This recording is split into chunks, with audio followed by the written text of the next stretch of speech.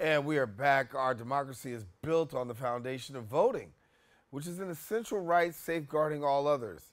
As efforts to limit access to the ballot and dilute political power rise, organizations like the New York Civil Liberties Union are taking action to ensure every voice is heard.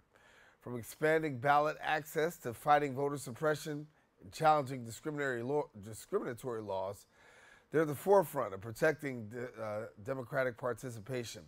Joining me now, sharing more is the director of Voting Rights Project at the ACLU of New York, Perry Grossman. And Perry, glad to have you.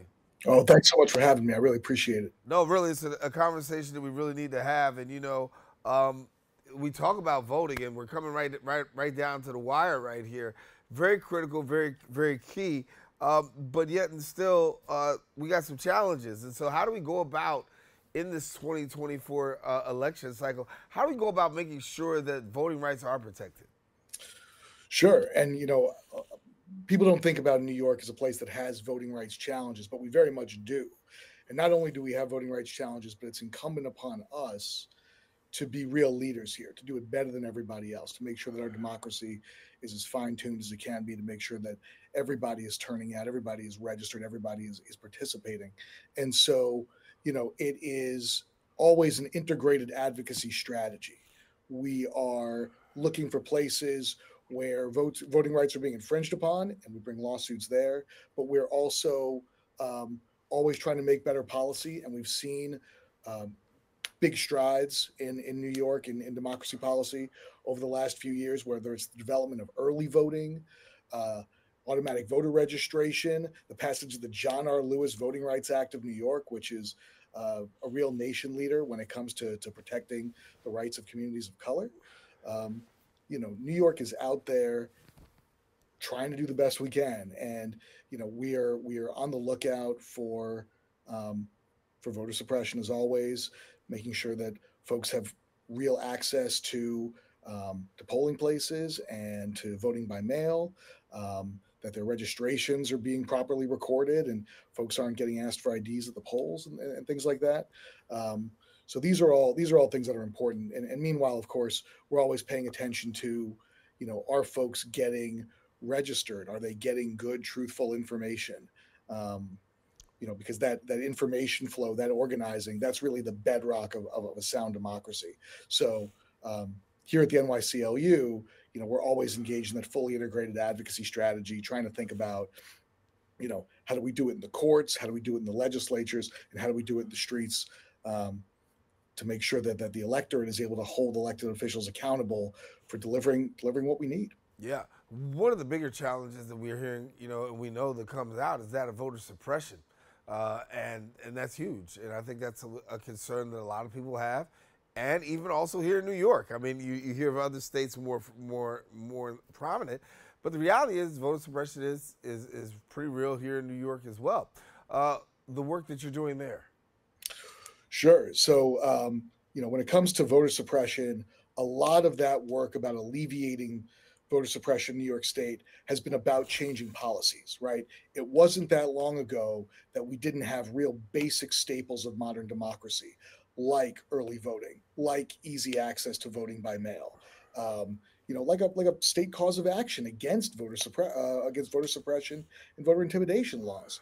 And so, by making by giving people more ways to vote and by putting out more good quality information and supporting community organizing.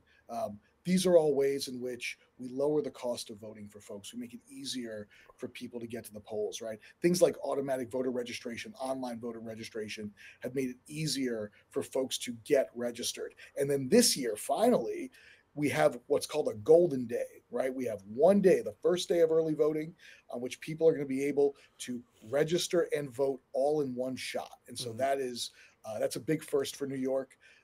There's a lot more to do to make our democracy more robust, but I'm really hoping that folks take advantage of that golden day to go into a polling place.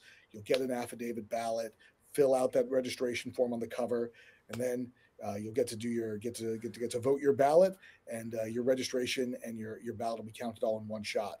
And hopefully, in the not too distant future, will have that same day registration go all the way through to election day, like a lot of other states have. Yeah. And that would be a really a great way to increase turnout. But starting with this golden day is it's a good start. We've seen in recent years the addition of early voting coming to New York State. From your lens, how's that been working out? I think it's working out well, right? I mean, excuse me. There's real strides that we need to make, but you know, the way people voted in New York for most of history was in person on election day, right? And so it takes time for the electorate to adjust to new methods of voting, new polling places, new days, new hours, all that sort of thing. And so, I'm not shocked that we're not seeing off the charts early voting. I think we've seen good uptake and it's increasing more every year. What I'd really like to see is citywide early voting in New York, right? Because right now you get your early voting site, and that's great. I'm glad everybody has access to that early voting period. That more convenient in-person voting, but people should be able to vote at any site in the city, and that would be a big development. Every other county in New York State has countywide early voting. New York City should have citywide early voting, or at a bare minimum, borough-wide early voting.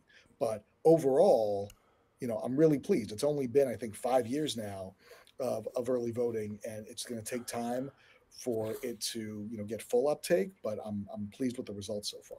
Yeah, I want to move the needle a little bit more. Talk about voter eligibility, because while you have people who are out there going to the polls, there's some people who wish they could, particularly those who are under the categories of being a felon or in other categories.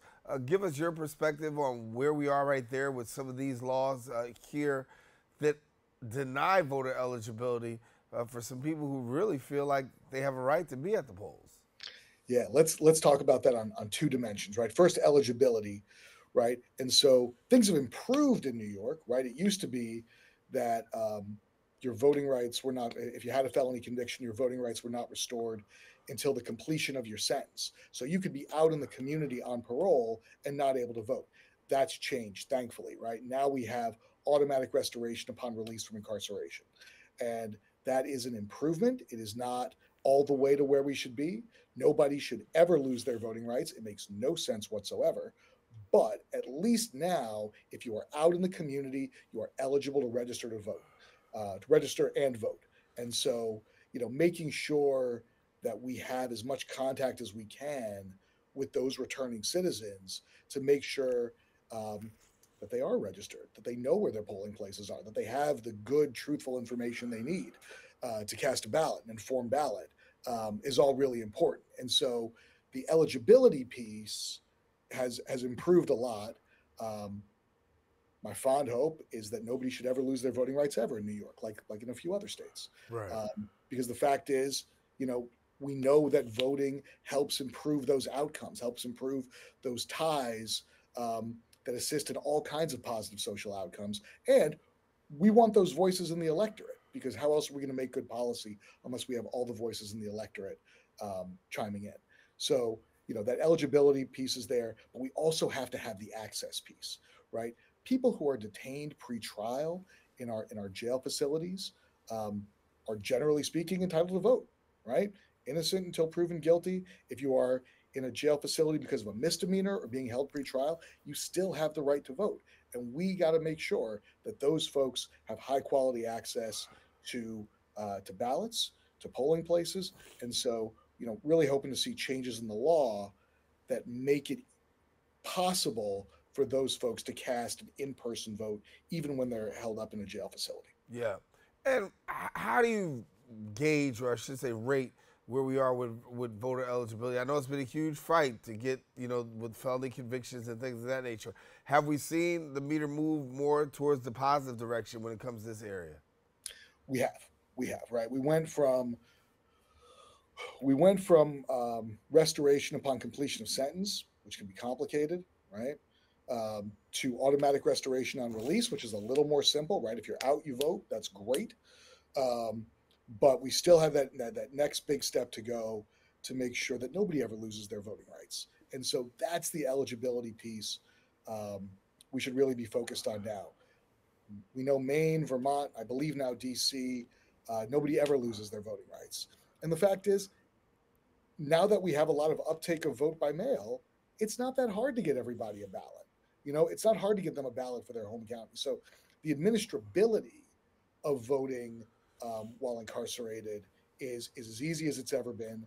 And we know that civic participation only improves the outcomes that we're looking for everybody.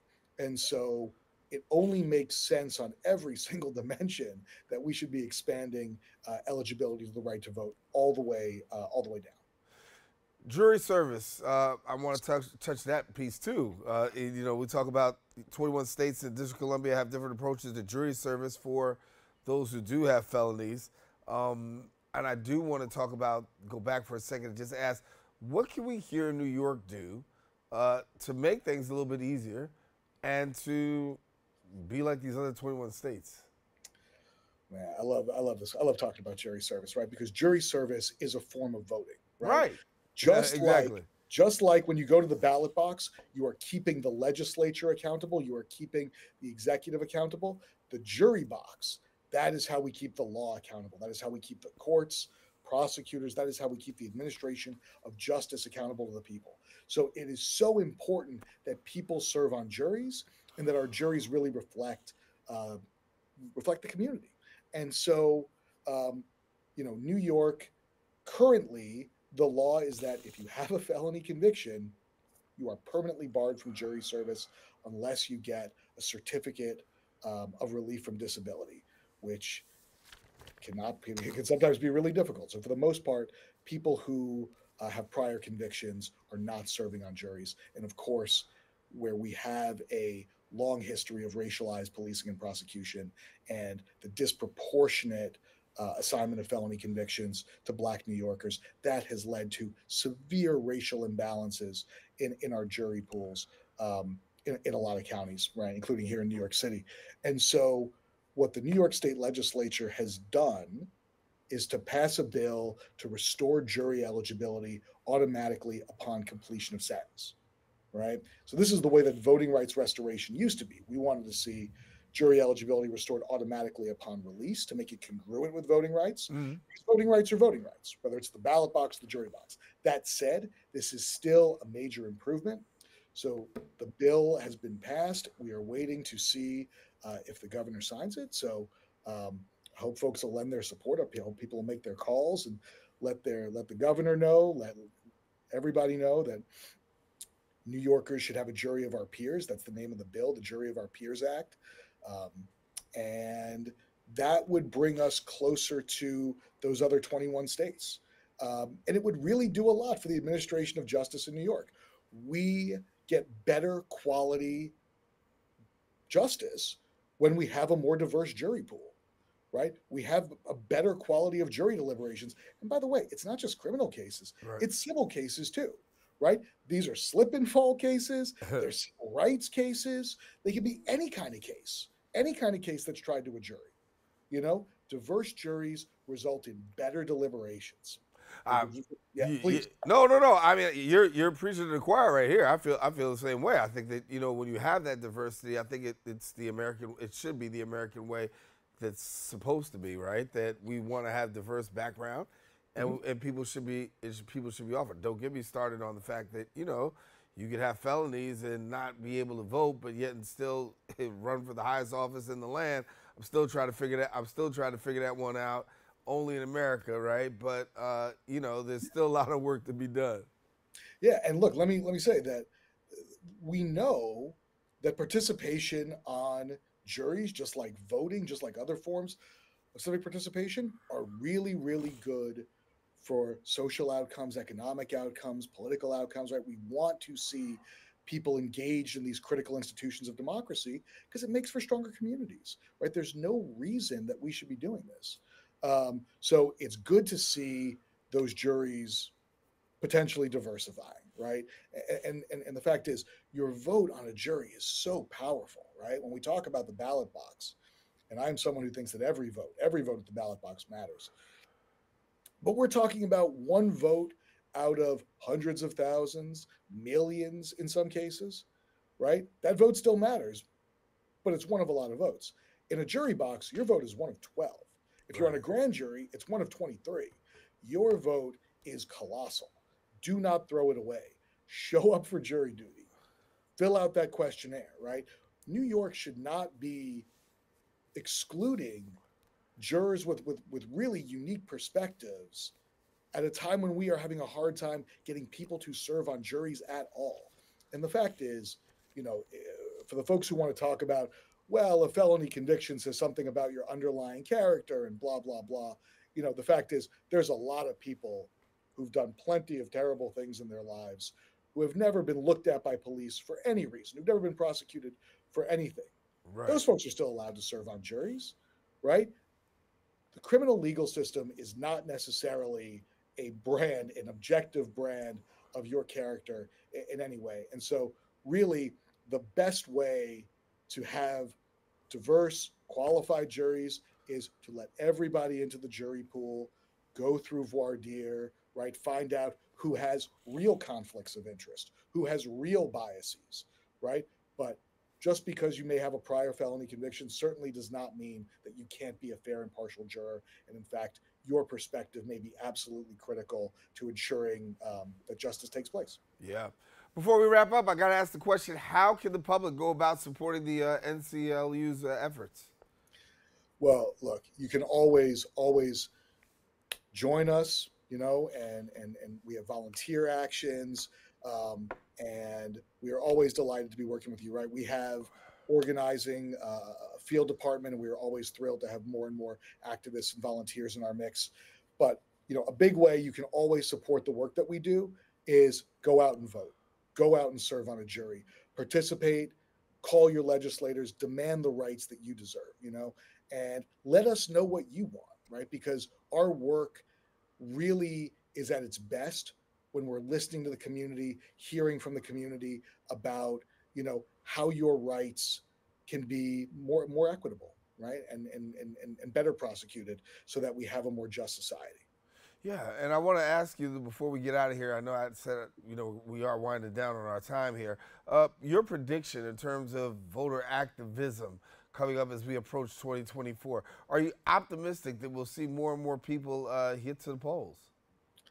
I am, right? We know the presidential election years have the highest turnout, and so I would expect to see robust turnout. I was at an event for the Brooklyn NAACP last night, and my good friend Joy Williams, they're doing a knock and drag over in Brownsville. They're going to go out and get 200 activists and get everybody in sight. Are you registered to vote? If not, they're going to get them to the polls and have them do that golden day, same day registration. So I'm hoping that we can see even more of that as voting access in New York is as good as it ever been. It needs to keep improving, but I'm hoping we see more turnout and more equitable turnout than we ever have, because we're doing good, but we got a really long way to go to have the best and most robust and most equitable democracy that we possibly can.